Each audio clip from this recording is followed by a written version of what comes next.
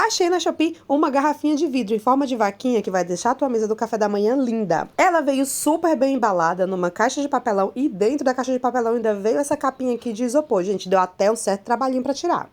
Ela é linda, é toda de vidro, vem pintadinha com o olhinho, o narizinho da vaquinha. A cabeça é a parte de cima da tampa e o corpinho a parte de baixo. É só montar e vai ficar perfeito. E é claro que eu já testei. Já coloquei leitinho morno e servi aqui em casa. Os meus filhos adoraram e com certeza deixou o nosso café da manhã muito mais divertido. O link tá no vídeo completo lá no meu canal. Clica aqui embaixo e vem conferir.